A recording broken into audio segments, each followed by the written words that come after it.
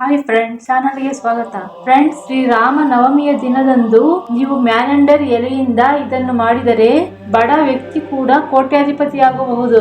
ನಮ್ಮ ಜೀವನದಲ್ಲಿ ನಾವು ಎಷ್ಟೇ ಕಷ್ಟಗಳನ್ನು ಎದುರಿಸುತ್ತಿದ್ದರೂ ಮತ್ತು ನಮ್ಮನ್ನು ಸುತ್ತುವರೆದಿರುವ ಆರ್ಥಿಕ ತೊಂದರೆಗಳು ಏನೇ ಇರಲಿ, ಶ್ರೀರಾಮ ನವಮಿಯ ದಿನದಂದು ನಿಮಗೆ ನೀಡಲಾಗಿರುವ ಪರಿಹಾರಗಳು ಅವುಗಳಿಂದ ಹೊರಬರಲು ಬಹಳ ಪರಿಣಾಮಕಾರಿ.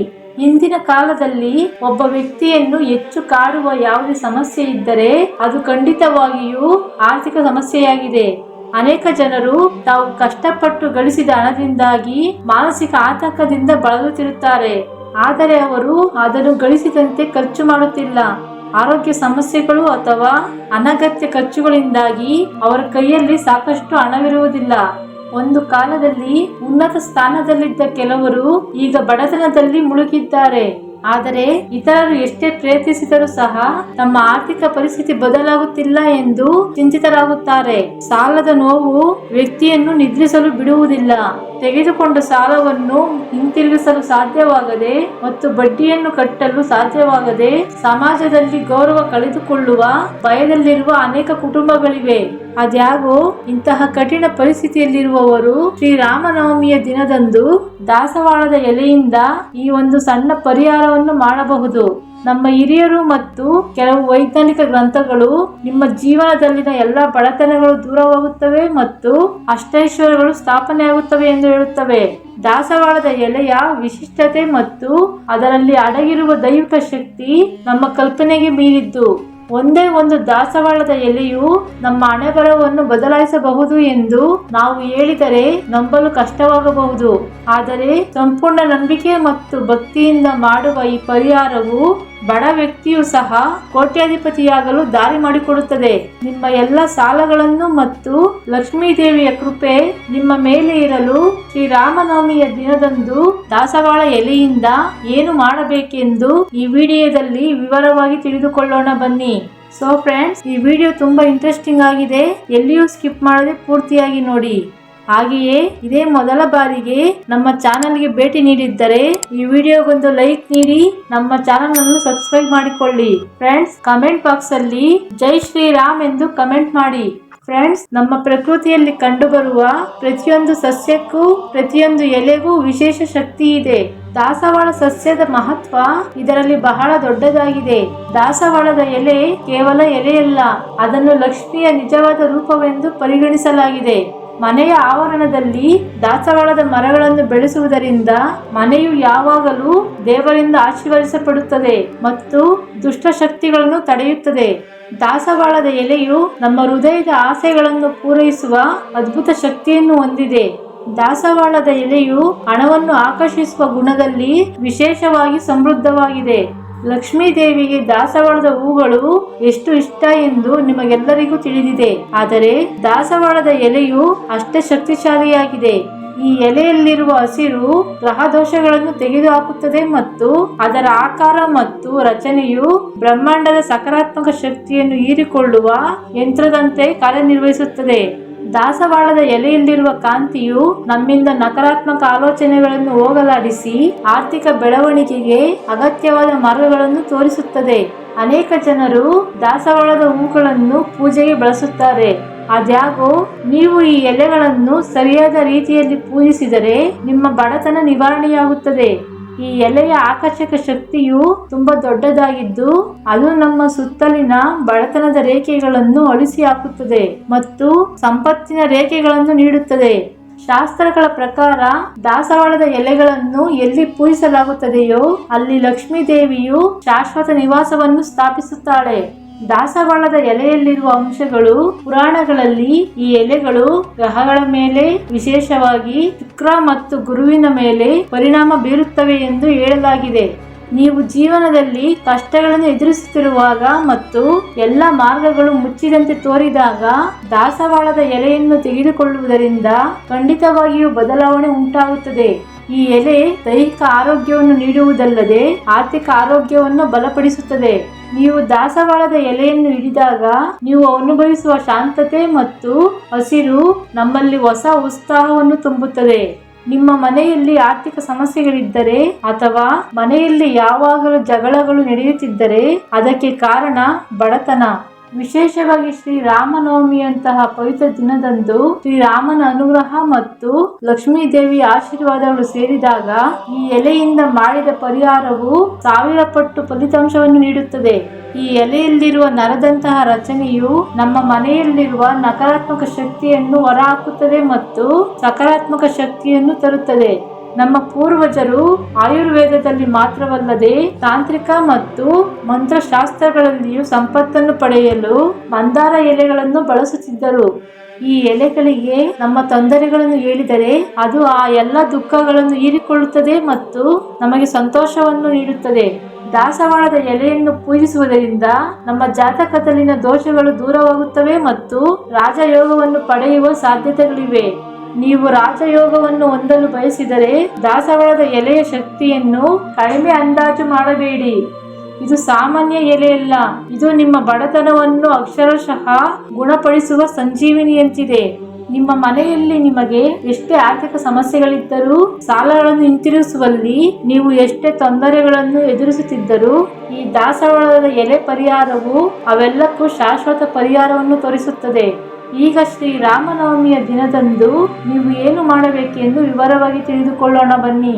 ಈ ಪರಿಹಾರವನ್ನು ಮಾಡಲು ನೀವು ಹೆಚ್ಚು ಖರ್ಚು ಮಾಡುವ ಅಗತ್ಯವಿಲ್ಲ. ನೀವು ಮನೆಯಲ್ಲಿ ಇರುವ ವಸ್ತುಗಳಿಂದ ಮಾತ್ರ ಅದನ್ನು ಪೂರ್ಣಗೊಳಿಸಬಹುದು.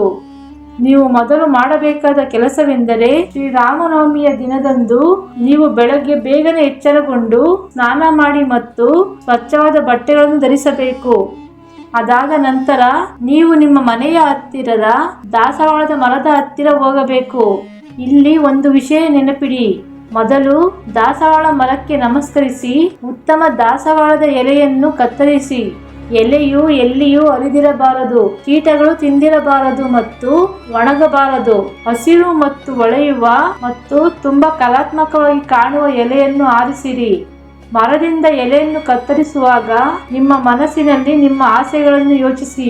ಆ ಎಲೆಯನ್ನು ಮನೆಗೆ ತಂದ ನಂತರ ಅದನ್ನು ಗಂಗಾ ನೀರಿನಿಂದ ಅಥವಾ ಶುದ್ಧ ನೀರಿನಿಂದ ತೊಳೆದು ಒಣಗಿಸಿ. ಈಗ ಆ ಎಲೆಯನ್ನು ನಿಮ್ಮ ಮನೆಯ ಪೂಜಾ ಕೋಣೆಯಲ್ಲಿ ದೇವರ ಫೋಟೋದ ಮುಂದೆ ಇರಿಸಿ. ಈಗ ದಾಸವಾಳದ ಎಲೆಯ ಮೇಲೆ 3 ಹನಿ ಕೇಸರಿಯನ್ನು ಹಾಕಿ. ನೀವು ಈ 3 ಹನಿಗಳನ್ನು ತ್ರಿಮೂರ್ತಿಗಳ ರೂಪವಾಗಿ ಅಥವಾ 3 ದೇವರುಗಳ ಸಾಕ್ಷಿಯಾಗಿ ಹಾಕಿದ್ದೀರಿ ಎಂದು ಕಲ್ಪಿಸಿಕೊಳ್ಳಿ. ಕೇಸರಿ ಹನಿಗಳನ್ನು ಹಾಕಿದ ನಂತರ ಎಲೆಯ ಮಧ್ಯದಲ್ಲಿ 1 ಚಮಚ ಕಂಡಿಪಪ್ಪು ಅಥವಾ ಕೆಂಪು ಮಸೂರವನ್ನು ಇರಿಸಿ. ಕಂಡಿಪಪ್ಪು ಶಾಸ್ತ್ರದಲ್ಲಿ ಮಂಗಳ ಗ್ರಹವನ್ನು ಸಂಕೇತಿಸುತ್ತದೆ ಎಂದು ಹೇಳಲಾಗುತ್ತದೆ. ಸಾಲದಿಂದ ಮುಕ್ತಿ ಪಡೆಯಲು ಮಂಗಳನ ಆಶೀರ್ವಾದ ಅಗತ್ಯ. ಅದಕ್ಕಾಗಿ ಈ ಪರಿಹಾರದಲ್ಲಿ ಕಂಡಿಪಪ್ಪು ಬಹಳ ಮುಖ್ಯ. 1 ಸಣ್ಣ ತುಂಡು ಬೆಲ್ಲವನ್ನು ಇಡಬೇಕು. ಬೆಲ್ಲವು ಸೂರ್ಯ ದೇವನಿಗೆ ಇಷ್ಟವಾಗುತ್ತದೆ ಮತ್ತು ಲಕ್ಷ್ಮೀ ದೇವಿಯ ನೆಚ್ಚಿನ ನೈವೇದ್ಯಗಳಲ್ಲಿ ಒಂದಾಗಿದೆ. ಯಾವುದೇ ಪೂಜೆಯಲ್ಲಿ ಸಿಹಿಯು ಯಶಸ್ಸಿನ ಸಂಕೇತವಾಗಿದೆ. ನಂತರ ಅದರ ಮೇಲೆ 1 ಚಿಟಿಕೆ ಅರಿಶಿನವನ್ನು ಸಿಂಪಡಿಸಿ. ಅರಿಶಿನವು ಸರ್ವಶುಭ ಅಂಶವಾಗಿದೆ. ಇದು ನಿಮ್ಮ ಕೆಲಸವು ಯಾವುದೇ ಅಡೆತಡೆಗಳಿಲ್ಲದೆ ಪೂರ್ಣಗೊಳ್ಳುತ್ತದೆ ಎಂದು ಖಚಿತಪಡಿಸುತ್ತದೆ. ಈ ರೀತಿ ಎಲೆಯ ಮೇಲೆ ಎಲ್ಲಾ ವಸ್ತುಗಳನ್ನು ಜೋಡಿಸಿದ ನಂತರ ನಿಮ್ಮ ಪೂಜಾ ಕೋಣೆಯಲ್ಲಿ ಕುಳಿತು ನಿಮ್ಮ ಕಣ್ಣುಗಳನ್ನು ಮುಚ್ಚಿ ಧ್ಯಾನ ಮಾಡಿ. ನಿಮ್ಮ ಮನಸ್ಸಿನಲ್ಲಿರುವ ನೋವುಗಳು, ನಿಮ್ಮನ್ನು ಕಾಡುತ್ತಿರುವ ಸಾಲದ ತೊಂದರೆಗಳು ಮತ್ತು ನಿಮ್ಮ ಆರ್ಥಿಕ ಸಮಸ್ಯೆಗಳಿಗಾಗಿ ಭಗವಾನ್ ಶ್ರೀರಾಮನನ್ನು ಮತ್ತು ಲಕ್ಷ್ಮೀ ದೇವಿಯನ್ನು ಕೇಳಿಕೊಳ್ಳಿ. ಸ್ವಾಮಿ, ನನ್ನ ಈ ಎಲ್ಲ ತೊಂದರೆಗಳು ಪರಿಹಾರವಾಗಲಿ. ದಯವಿಟ್ಟು ನನ್ನ ಮನೆ ಸಂಪತ್ತು ಮತ್ತು ಧಾನ್ಯಗಳಿಂದ ತುಂಬಲಿ ಮತ್ತು ನನ್ನ ಈ ಆರ್ಥಿಕ ತೊಂದರೆಗಳಿಂದ ಮುಕ್ತನಾಗಲಿ ಎಂದು ನಿಮ್ಮ ಪೂರ್ಣ ಹೃದಯದಿಂದ ಪ್ರಾರ್ಥಿಸಿ. ಈ ರೀತಿ ಮಾಡಿದ ಎಲೆ ಸುಮಾರು 24 ಗಂಟೆಗಳ ಕಾಲ ಅಲ್ಲಿಯೇ ಇರಬೇಕು. ಅಂದರೆ ಶ್ರೀರಾಮನವಮಿ ಎಂದು ಬೆಳಗ್ಗೆ ಈ ಪರಿಹಾರವನ್ನು ಮಾಡಿದರೆ ಅದು ಮರುದಿನ ಬೆಳಗ್ಗೆಯ ತನಕ ದೇವರ ಕೋಣೆಯಲ್ಲಿರಬೇಕು. ನಮ್ಮ ಪೂಜಾ ಕೊಠಡಿಯಲ್ಲಿರುವ ದೈಹಿಕ ಶಕ್ತಿಯನ್ನು ಮತ್ತು ನಾವು ಮಾಡಿದ ಪ್ರಾರ್ಥನೆಗಳನ್ನು ಸಂಪೂರ್ಣವಾಗಿ ಹೀರಿಕೊಳ್ಳುತ್ತದೆ. ಈ ಎಲೆಯಲ್ಲಿರುವ ಬೆಲ್ಲವು ಆ ಶಕ್ತಿಯನ್ನು ಸಂಗ್ರಹಿಸುತ್ತದೆ. ಮರುದಿನ ಬೆಳಗ್ಗೆ ಸ್ನಾನ ಮಾಡಿ ಮತ್ತೆ ಪೂಜೆ ಮಾಡಿದ ನಂತರ ದಾಸವಾಳದ ಎಲೆಗಳನ್ನು ಎಚ್ಚರಿಕೆಯಿಂದ ತೆಗೆದುಹಾಕಿ. ಈಗ ಎಲೆಯನ್ನು ಬೇಳೆ ಮತ್ತು ಬೆಲ್ಲದೊಂದಿಗೆ ತೆಗೆದುಕೊಂಡು ಯಾವುದೇ ಹಸುವಿಗೆ ತಿನ್ನಿಸಿ. ಹಿಂದೂ ಧರ್ಮದಲ್ಲಿ ಹಸುವನ್ನು ತಾಯಿ ಹಸು ಮತ್ತು 100 ದೇವರುಗಳ ವಾಸಸ್ಥಾನವೆಂದು ಕರೆಯುತ್ತಾರೆ. ಈ ಪವಿತ್ರ ಪರಿಹಾರವನ್ನು ಹಸುವಿಗೆ ತಿನ್ನಿಸುವ ಮೂಲಕ ತಾಯಿ ಹಸು ನಿಮ್ಮ ಎಲ್ಲ ತೊಂದರೆಗಳನ್ನು ಸ್ವೀಕರಿಸುತ್ತದೆ ಮತ್ತು ನಿಮಗೆ ಸಂತೋಷವನ್ನು ನೀಡುತ್ತದೆ. ಹೀಗಾಗಿ ನಿಮ್ಮ ಆರ್ಥಿಕ ಸಮಸ್ಯೆಗಳು ನಿವಾರಣೆಯಾಗುತ್ತವೆ. ಶ್ರೀರಾಮನವಮಿಯ ದಿನದಂದು ನೀವು ಈ ಸಣ್ಣ ಕೆಲಸವನ್ನು ಅತ್ಯಂತ ನಂಬಿಕೆಯಿಂದ ಮಾಡಿದರೆ ನೀವು ಖಂಡಿತವಾಗಿಯೂ ನಿಮ್ಮ ಕಷ್ಟಗಳಿಂದ ಹೊರಬರುವ ಮಾರ್ಗವನ್ನು ಕಂಡುಕೊಳ್ಳುತ್ತೀರಾ. ಇದು ಪ್ರಕೃತಿಯ ಶಕ್ತಿಗಳನ್ನು ನಮ್ಮ ಪರವಾಗಿ ಬದಲಾಯಿಸುವ ಆಧ್ಯಾತ್ಮಿಕ ಪ್ರಕ್ರಿಯೆ.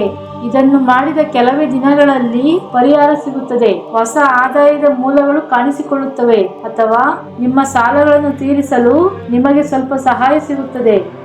ನಂಬಿಕೆ ಇರುವಲ್ಲಿ ದೇವರು ಇದ್ದಾನೆ. ತೀವ್ರ ಬಡತನದಲ್ಲಿರುವವರು ಸಹ ಈ ಪರಿಹಾರವನ್ನು ಮಾಡಬಹುದು. ಶ್ರೀರಾಮನವಮಿಯಂತಹ ಶ್ರೇಷ್ಠ ದಿನದಂದು ನಮ್ಮ ಮನಸ್ಸನ್ನು ಶುದ್ಧವಾಗಿಟ್ಟುಕೊಂಡು ಇತರರಿಗೆ ಹಾನಿ ಮಾಡದಂತೆ ನಮ್ಮ ಸ್ವಂತ ಅಭಿವೃದ್ಧಿಗಾಗಿ ಮಾಡಿದ ಯಾವುದೇ ಕೆಲಸವು ಉತ್ತಮ ಫಲಿತಾಂಶಗಳನ್ನು ನೀಡುತ್ತದೆ. ಆದ್ದರಿಂದ ಈ ಅವಕಾಶವನ್ನು ಕಳೆದುಕೊಳ್ಳಬೇಡಿ. ಕಮಲದ ರೂಪದಲ್ಲಿರುವ ಶಕ್ತಿಯು ನಿಮ್ಮ ಜೀವನದಲ್ಲಿ ಕತ್ತಲೆಯನ್ನು ದೂರ ಮಾಡುತ್ತದೆ ಮತ್ತು ಸಂಪತ್ತಿನ ದೀಪಗಳನ್ನು ಬೆಳಗಿಸುತ್ತದೆ.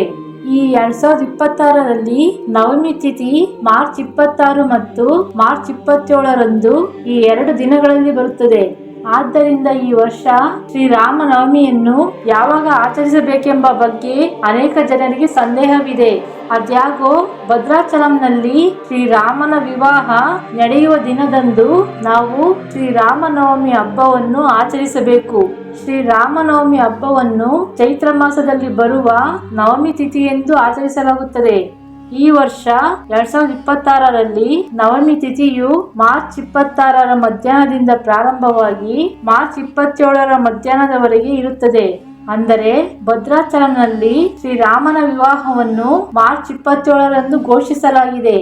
ಆದ್ದರಿಂದ ಶ್ರೀರಾಮನವಮಿಯ ಹಬ್ಬವನ್ನು ಮಾರ್ಚ್ 27ರ ಶುಕ್ರವಾರದಂದು ಆಚರಿಸಬೇಕು. ಈ ಹಬ್ಬದ ದಿನದಂದು ಶ್ರೀರಾಮನನ್ನು ಮಧ್ಯಾಹ್ನ ಪೂಜಿಸಬೇಕು. ಶ್ರೀರಾಮನು ಪುನರ್ವಾಸು ನಕ್ಷತ್ರ, ಕರ್ಕಾಟಕ ಲಗ್ನ, ಅಭಿಜಿತ್ ಮುಹೂರ್ತದಲ್ಲಿ ಮಧ್ಯಾಹ್ನ ಜನಿಸಿದನು. ಆದ್ದರಿಂದ ಶ್ರೀರಾಮನನ್ನು ಪೂಜಿಸಲು ಅತ್ಯಂತ ಶುಭ ಸಮಯ ಮಾರ್ಚ್ 27ರಂದು ಬೆಳಗ್ಗೆ 11:06ರಿಂದ ಮಧ್ಯಾಹ್ನ 1:30ರವರೆಗೆ. ಈ 1:30 ಗಂಟೆ ಶ್ರೀರಾಮನನ್ನು ಪೂಜಿಸಲು ಅತ್ಯಂತ ಶಕ್ತಿಶಾಲಿ ಸಮಯ. ಈ ಸಮಯದಲ್ಲಿ ಭದ್ರಾಚಲಂನಲ್ಲಿ ಸೀತಾರಾಮನ ವಿವಾಹವು ನಡೆಯುತ್ತದೆ. ಶ್ರೀರಾಮನ ಆ ದಿನದಂದು ಎಲ್ಲರೂ ಹಳದಿ ಬಟ್ಟೆಗಳನ್ನು ಧರಿಸಿದರೆ ತುಂಬಾ ಒಳ್ಳೆಯದು. ಹಳದಿ ಬಟ್ಟೆಗಳನ್ನು ಧರಿಸಿದರೆ ಕಷ್ಟಗಳು ಉದ್ಭವಿಸುವುದಿಲ್ಲ, ಸುಮಂಗಲಿ ಯೋಗ ಬರುತ್ತದೆ. ಆದ್ದರಿಂದ ಮಹಿಳೆಯರು ಇಂದು ಹಳದಿ ಬಟ್ಟೆಗಳನ್ನು ಧರಿಸಬೇಕು. ಇದರಿಂದ ತಮ್ಮ ಪತಿಯರಿಗೆ ಒಳ್ಳೆಯದಾಗುತ್ತದೆ. ಮಹಿಳೆಯರು ಮಾತ್ರವಲ್ಲ, ಪುರುಷರು ಸಹ ಇಂದು ಈ ಬಣ್ಣದ ಬಟ್ಟೆಗಳನ್ನು ಧರಿಸಿದರೆ ಅವರು ಶ್ರೀರಾಮನ ಆಶೀರ್ವಾದವನ್ನು ಪಡೆಯುತ್ತಾರೆ. ಆದರೆ ತಪ್ಪಾಗಿಯೂ ಸಹ ಕಪ್ಪು ಬಟ್ಟೆಗಳನ್ನು ಧರಿಸಬಾರದು. ಶ್ರೀರಾಮನವಮಿಯ ದಿನದಂದು ಮಹಿಳೆಯರು ಹಸಿರು ಬಣ್ಣದ ಬಳೆಗಳನ್ನು ಧರಿಸಬೇಕು. ಈ ರೀತಿ ಧರಿಸುವುದರಿಂದ ಸಂಪತ್ತು ತರುತ್ತದೆ, ಲಕ್ಷ್ಮೀ ದೇವಿಯ ಆಶೀರ್ವಾದ ಇರುತ್ತದೆ. ಹಸಿರು ಪ್ರಕೃತಿಯ ಬೆಳವಣಿಗೆ ಮತ್ತು ಸಮೃದ್ಧಿಯ ಸಂಕೇತವಾಗಿದೆ.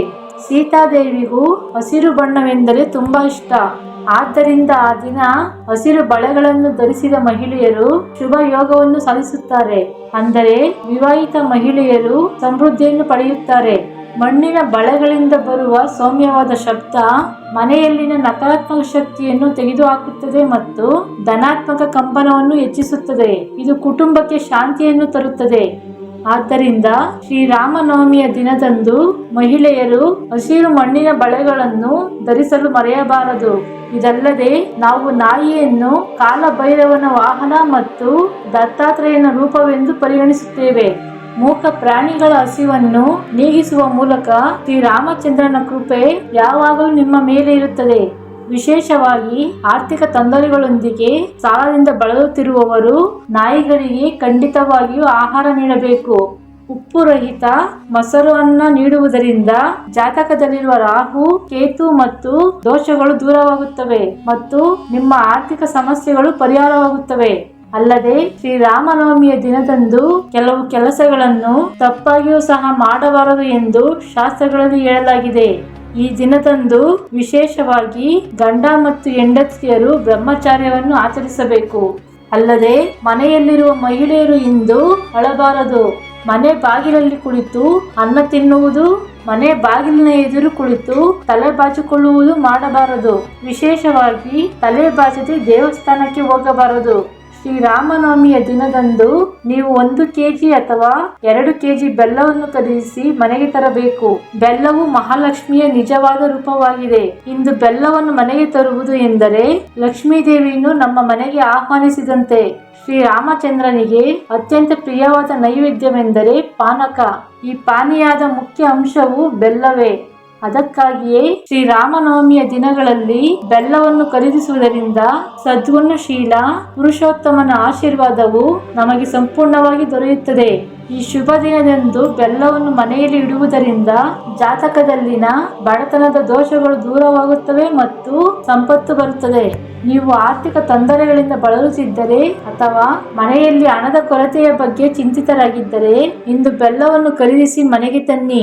ಶ್ರೀರಾಮನವಮಿಯ ಬೆಳಗ್ಗೆ ಸ್ನಾನ ಮಾಡಿ ಶುದ್ಧ ಬಟ್ಟೆಗಳನ್ನು ಧರಿಸಿ ಮಾರುಕಟ್ಟೆಗೆ ಹೋಗಿ ಶುದ್ಧ ಬೆಲ್ಲದ ತುಂಡನ್ನು ಖರೀದಿಸಿ ಅದನ್ನು ತಂದು ಪೂಜಾ ಕೋಣೆಯಲ್ಲಿ ಇರಿಸಿ ಮತ್ತು ಭಗವಂತನಿಗೆ ನಮಸ್ಕರಿಸಿ. ಹೀಗೆ ಮಾಡುವುದರಿಂದ ನಿಮ್ಮ ಮನೆಯಲ್ಲಿರುವ ನಕಾರಾತ್ಮಕ ಶಕ್ತಿ ನಾಶವಾಗುತ್ತದೆ ಮತ್ತು ಲಕ್ಷ್ಮೀ ದೇವಿಯು ಸಂತೋಷ ಪಡುತ್ತಾಳೆ. ಅನಗತ್ಯ ಖರ್ಚುಗಳು ಕಡಿಮೆಯಾಗುತ್ತವೆ ಮತ್ತು ಸಂಪತ್ತು ಹೆಚ್ಚಾಗುತ್ತದೆ. ಶ್ರೀರಾಮನವಮಿಯ ದಿನದಂದು ನಾವು ಮಾಡುವ ಪೂಜೆಯಲ್ಲಿ ನೈವೇದ್ಯ ಅತ್ಯಂತ ಪವಿತ್ರವಾದದ್ದು.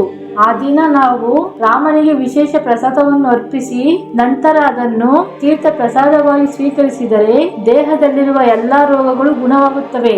ಶ್ರೀರಾಮನವಮಿಯ ದಿನದಂದು ಅರ್ಪಿಸಬೇಕಾದ ಪ್ರಸಾದವು ಬೇರೆ ಯಾವುದೂ ಅಲ್ಲ, ಪಾನಕ ಮತ್ತು ಹೆಸರು ಬೇಳೆ. ಇವು ಕೇವಲ ಪ್ರಸಾದವಲ್ಲ, ಆದರೆ ಆಯುರ್ವೇದದಲ್ಲಿ ಉತ್ತಮ ಔಷಧವೆಂದು ಪರಿಗಣಿಸಲಾಗಿದೆ. ಮೊದಲು ಪಾನಕದ ಬಗ್ಗೆ ಮಾತನಾಡೋಣ. ಪಾನಕವು ಕೇವಲ ಬೆಲ್ಲದ ನೀರಲ್ಲ, ಅದರ ಹಿಂದೆ ಆಳವಾದ ಅರ್ಥವಿದೆ. ಪಾನಕವನ್ನು ತಯಾರಿಸಲು ನಾವು ಬೆಲ್ಲ, ಮೆಣಸಿನ ಪುಡಿ, ಏಲಕ್ಕಿ ಪುಡಿ ಮತ್ತು ಕರ್ಪೂರವನ್ನು ಬಳಸುತ್ತೇವೆ. ಈ ಪದಾರ್ಥಗಳ ಸಂಯೋಜನೆಯು ನಮ್ಮ ದೇಹಕ್ಕೆ ತುಂಬಾ ಒಳ್ಳೆಯದು. ಶ್ರೀರಾಮನವಮಿಗೆ ಬರುವ ಸಮಯ ಬೇಸಿಗೆ ಆರಂಭ. ಈ ಸಮಯದಲ್ಲಿ ಹವಾಮಾನದಲ್ಲಿನ ಬದಲಾವಣೆಗಳಿಂದಾಗಿ ನಮ್ಮ ದೇಹದ ಉಷ್ಣತೆಯು ಹೆಚ್ಚಾಗುತ್ತದೆ. ಪಾನಕದಲ್ಲಿರುವ ಬೆಲ್ಲವು ದೇಹಕ್ಕೆ ತಕ್ಷಣದ ಶಕ್ತಿಯನ್ನು ನೀಡುತ್ತದೆ. ಬೆಲ್ಲವು ಸೂರ್ಯನ ಸಂಕೇತವಾಗಿದೆ. ಬೆಲ್ಲದಿಂದ ಮಾಡಿದ ಪಾನಕವು ಸೂರ್ಯನ ವಂಶಸ್ಥ ರಾಮನಿಗೆ ತುಂಬಾ ಪ್ರಿಯವಾಗಿದೆ. ಈಗ ಇದಕ್ಕೆ ಮೆಣಸನ್ನು ಸೇರಿಸುವುದರಿಂದ ಶೀತ ಮತ್ತು ಕೆಮ್ಮು ಮುಂತಾದ ನಮ್ಮ ಗಂಟಲಿನ ಸಮಸ್ಯೆಗಳು ದೂರವಾಗುತ್ತವೆ. ಈ ಪಾನೀಯವನ್ನು ಕುಡಿಯುವುದರಿಂದ ಮನಸ್ಸು ಶಾಂತವಾಗುತ್ತದೆ. ಇದು ಕೇವಲ ಪಾನೀಯವಲ್ಲ, ಇದು ದೇವರ ಆಶೀರ್ವಾದದಿಂದ ತುಂಬಿದ ಅಮೃತವಾಗಿದೆ. ಎರಡನೆಯದು ವಡಪಪ್ಪು. ವಡಪಪ್ಪು ಎಂದರೆ ಹೆಸರುಬೇಳೆ. ಹೆಸರುಬೇಳೆಯು ನಮ್ಮ ದೇಹವನ್ನು ಅತ್ಯಂತ ತಂಪಾಗಿಸುವ ಪದಾರ್ಥವಾಗಿದೆ. ಬೇಸಿಗೆಯಲ್ಲಿ ಈ ಹೆಸರುಬೇಳೆಯೇ ಬಿಸಿಲಿನಿಂದ ಉಂಟಾಗುವ ಅತಿಯಾದ ಶಾಖದಿಂದ ನಮ್ಮನ್ನು ರಕ್ಷಿಸುತ್ತದೆ, ನಮ್ಮ ಅಹಂಕಾರವನ್ನು ಕಡಿಮೆ ಮಾಡುತ್ತದೆ. ಕೆಲವರು ಈ ಹೆಸರುಬೇಳೆಯನ್ನು ರಾಮನಿಗೆ ಹಸಿರು ಮೆಣಸಿನಕಾಯಿ ತುಂಡುಗಳು, ತುರಿದ ತೆಂಗಿನಕಾಯಿ ಮತ್ತು ಸ್ವಲ್ಪ ಉಪ್ಪು ಸೇರಿಸಿ ಅರ್ಪಿಸುತ್ತಾರೆ. ಈ ಪಾನೀಯವು ಸೂರ್ಯನ ಶಕ್ತಿಯನ್ನು ಸಂಕೇತಿಸುತ್ತದೆ ಮತ್ತು ಹೆಸರು ಬೇಳೆಯು ಚಂದ್ರನ ತಂಪನ್ನು ಸಂಕೇತಿಸುತ್ತದೆ. ಈ ಎರಡನ್ನು ಒಟ್ಟಿಗೆ ಸೇರಿಸಿ ಇದರಿಂದಾಗಿ ನಮ್ಮ ದೇಹದಲ್ಲಿ ಪಂಚಭೂತಗಳ ಸಮತೋಲನವು ಸೃಷ್ಟಿಯಾಗುತ್ತದೆ. ಈ ಪ್ರಸಾದವನ್ನು ನೈವೇದ್ಯವಾಗಿ ಸೇವಿಸುವುದರಿಂದ ವರ್ಷವಿಡೀ ನಮಗೆ ಯಾವುದೇ ಕಾಯಿಲೆಗಳು ಬರುವುದಿಲ್ಲ. ಅದಕ್ಕಾಗಿಯೇ ಹಿರಿಯರು ರಾಮನವಮಿಯ ದಿನದಂದು ಪಾನಕ, ಹೆಸರು ಬೇಳೆಯನ್ನು ಸೇವಿಸುವುದು ಕಡ್ಡಾಯ ಎಂದು ಹೇಳುತ್ತಾರೆ. ಆದರೆ ವಾಸ್ತವವಾಗಿ ಶ್ರೀರಾಮನು ರಾಜವಂಶಕ್ಕೆ ಸೇರಿದವನು. ಅವನು ವಿಷ್ಣುವಿನ ನಿಜವಾದ ರೂಪ. ನಾವು ಚಕ್ರವರ್ತಿಗೆ ಆಹಾರವನ್ನು ಬಡಿಸುವಾಗ ನಾವು ಅವರಿಗೆ ಪಾನೀಯವನ್ನು ನೀಡಿ ಬಿಡುವುದಲ್ಲ. ಅದಕ್ಕಾಗಿಯೇ ರಾಮನವಮಿಯ ದಿನದಂದು ಪಾನಕ, ಹೆಸರು ಬೇಳೆ ಜೊತೆ ನೈವೇದ್ಯವನ್ನು ಅರ್ಪಿಸುವುದು ಬಹಳ ಮುಖ್ಯ. ನೈವೇದ್ಯ ಎಂದರೆ ಆ ದಿನ ನಾವು ಮನೆಯಲ್ಲಿ ಬೇಯಿಸಿದ ತಿನಿಸುಗಳನ್ನು ರಾಮನಿಗೆ ಭಕ್ತಿಯಿಂದ ಅರ್ಪಿಸುವುದು. ಅಂದರೆ ಆ ದಿನ ನಾವು ಬೇಯಿಸಿದ ಎಲ್ಲ ತಿನಿಸುಗಳಾದ ಅನ್ನ, ಬೇಳೆ, ಕರಿ ಇತ್ಯಾದಿಗಳನ್ನು ಬೆರೆಸಿ ದೊಡ್ಡ ಬಟ್ಟಲಿನಲ್ಲಿ ಹಾಕಿ ಅರ್ಪಿಸಬೇಕು. ನಾವು ತಿನ್ನುವ ಆಹಾರವು ದೇವರ ಪ್ರಸಾದವಾದಾಗ ಆ ಆಹಾರವು ನಮ್ಮ ಆಲೋಚನೆಗಳನ್ನು ಬದಲಾಯಿಸುತ್ತದೆ. ನಾವು ತಿನ್ನುವ ಆಹಾರವು ಹೆಚ್ಚು ಶುದ್ಧವಾಗಿದ್ದರೆ ನಮ್ಮ ಮನಸ್ಸು ಹೆಚ್ಚು ಸ್ಥಿರವಾಗಿರುತ್ತದೆ. ಶ್ರೀರಾಮನವಮಿಯ ದಿನದಂದು ಪಾನಕ, ಹೆಸರು ಬೇಳೆ ಜೊತೆಗೆ ಮಹಾನ್ ನೈವೇದ್ಯವನ್ನು ಯಾರು ಅರ್ಪಿಸುತ್ತಾರೋ ಅವರ ಮನೆಯಲ್ಲಿ ಅನ್ನಪೂರ್ಣ ದೇವಿ ನೆಲೆಸುತ್ತಾಳೆ. ಅವರಿಗೆ ಎಂದಿಗೂ ಆಹಾರದ ಕೊರತೆ ಇರುವುದಿಲ್ಲ. ಫ್ರೆಂಡ್ಸ್, ಈ ವಿಡಿಯೋ ನಿಮಗೆ ಇಷ್ಟವಾದರೆ ದಯವಿಟ್ಟು ಲೈಕ್ ಮಾಡಿ, ಶೇರ್ ಮಾಡಿ ಮತ್ತು ಸಬ್ಸ್ಕ್ರೈಬ್ ಮಾಡಿಕೊಳ್ಳುವುದನ್ನು ಮರೆಯಬೇಡಿ. ಧನ್ಯವಾದಗಳು.